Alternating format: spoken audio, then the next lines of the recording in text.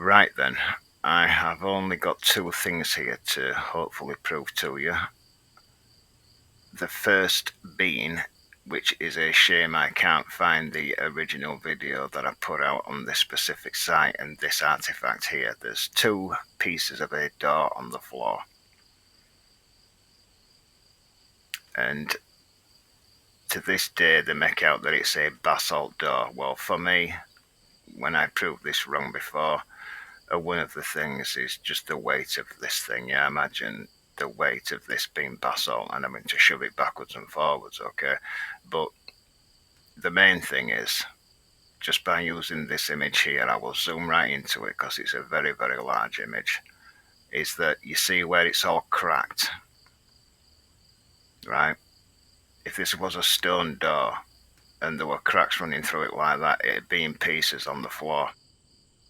It's cracked at the surface. Now, I don't know if they have smeared something over it, something similar to what they layer over modern day gravestones.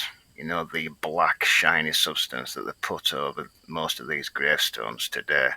Well, they are mainly concrete, and then they layer this shiny black substance over it. Now, why would they do that? I can only think that it's just to make this artifact last. Yeah, you know, the amount of visitors that come here and handle it, because this thing's cracked. If you look at it, if this was an actual stone quarried piece of basalt put on the floor and it were cracked all over like this, it would just collapse into pieces on the floor. Yeah, so this is a surfacing. This thing was wood, which is what you would make a door out of. You don't make a door out of something that you can barely open. And another thing, stone breaks, any stone. So if you was wanting to break a door down like this, and you came with a team with a large baton to bash this door down, then you'd knock it through with just one strike.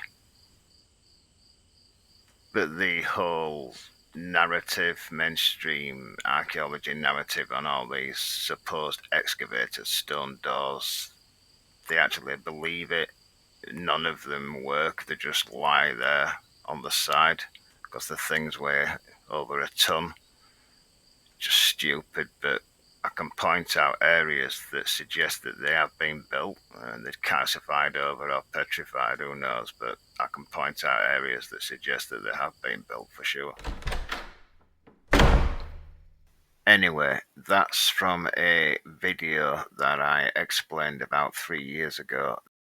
This is a screenshot from somebody's video thumbnail of the video. That's why I'm not going to be able to zoom in too far on it. I've tried going through the video and it's not in there. They've just used it from somewhere else. But this, to me, I'm guessing, appears to be, again, an explanation from their side that this is a stone door. It's been carved as a stone door. And as soon as I saw this thing, I thought, well, it's just where the locking device goes into it, yeah, the bolt.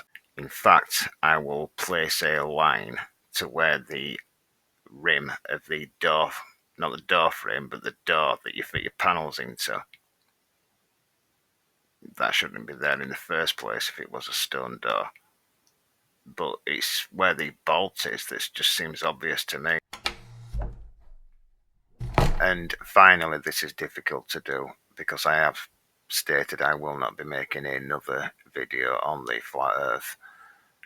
I will do them on fake space, but this is again another screenshot from somebody's video, so I don't have to mention any names.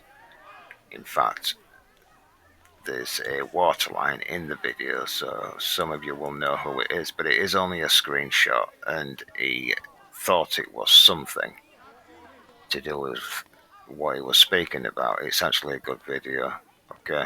So I'm not going to go at his work in any way, shape or form. I did actually enjoy the video, but you know, we can all get something wrong at times, in my opinion. And in this case, I do feel I got it perfect, yeah, with the square and compass, what that really means, which is squaring the circle. So you've got the four corners of the Earth, and then you square in the circle. The crown, in this case here, is the barrier that's around the edge here, let's say Antarctica, for those in the know. The top of the compass is where Polaris is, and I would say the cross at the top and why it's leaning is likely the positioning of where they were, which might have been London, and it could be the cross in the sky.